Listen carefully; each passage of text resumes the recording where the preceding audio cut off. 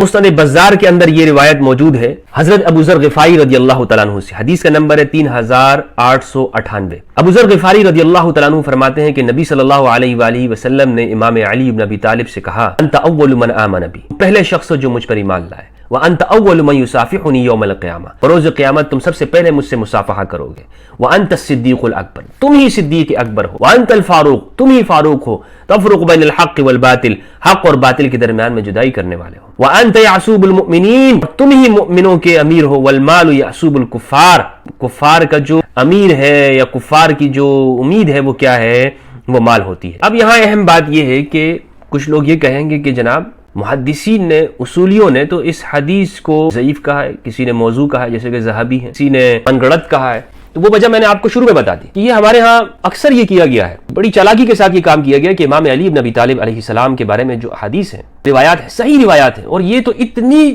اس درجے صحیح ہے، اس میں شک ہی نہیں ہونا چاہیے کہ علی بن ابی طالب وہ صدیق اکبر ہے، لیکن انہوں نے کیا کیا کہ معلوم ہے کہ علی کے بارے میں اور اس سے علی کی فضیلت ثابت ہوگی، کہہ دیا کہ جناب اس میں فلاں راوی ہے اور فلاں راوی وہ ہے۔ یہ راویوں کو جو جانچنے کا جو معیار ہے، اسی طرح جیسے مثال کے طور پر آج کے زمانے میں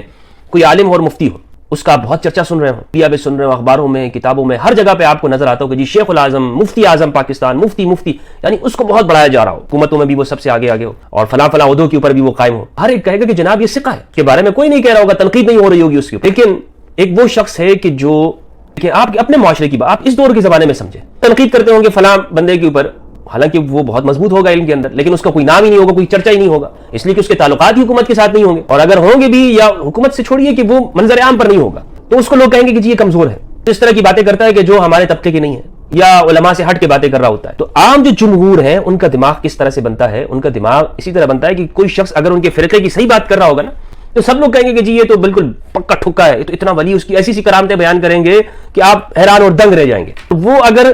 دن کو رات بھی کہہ رہا ہوگا تو لوگ اس کو قبول کریں گے، لیکن ایک ایسا شخص کہ جو مین اسٹریم میں نہ ہو اور وہ صحیح بات بھی کر رہا ہوگا تو لوگ کہیں گے کہ یہ بندہ ضعیف ہے، کمزور ہے۔ یہی حال پچھلے زمانے کے اندر ان راویوں کے ساتھ کیا گیا، اصحاب الجرح و تعدیل نے کیا، کہ جن لوگوں نے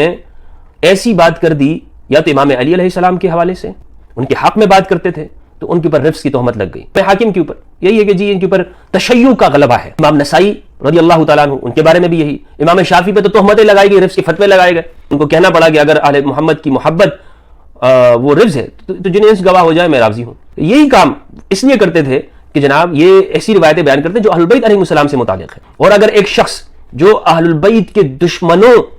کے ساتھ تعلقات رکھتا ہو، ان کے درباروں میں آتا جاتا ہو، ان سے مال بٹورتا ہو، تو اس کے بارے میں کوئی زبان نہیں کھولے گا۔ اوزائی کا واقعہ ذہبی نے سیر اعلام النبلاء کے اندر لکھا ہے کہ اوزائی نے خود کہا کہ ہم نے بخدا اس وقت تک حکومت سے مال نہیں لیا کہ جب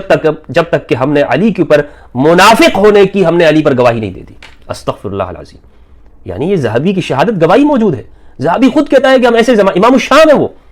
وہ کہتا ہے کہ ہم نے حکومت کے کہنے کے اوپر علی کے اوپر تہمتیں لگائی ہیں۔ اب کیا کریں اس کا؟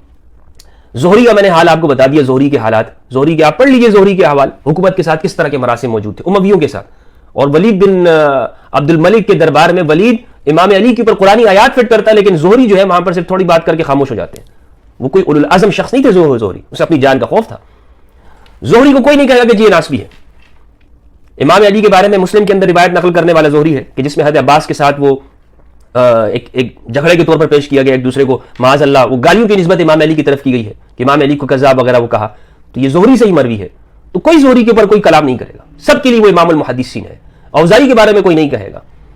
لیکن بات کس کے اوپر ہوگی کہ اگر عباد ابن عبداللہ نے امام علی کے بارے میں صدیق الاکبر کہا تو یہ محدثین لکھ دیں گے، صحابی جیسے لوگ یا دوسرے، کہ جناب یہ تو رافضی ہے،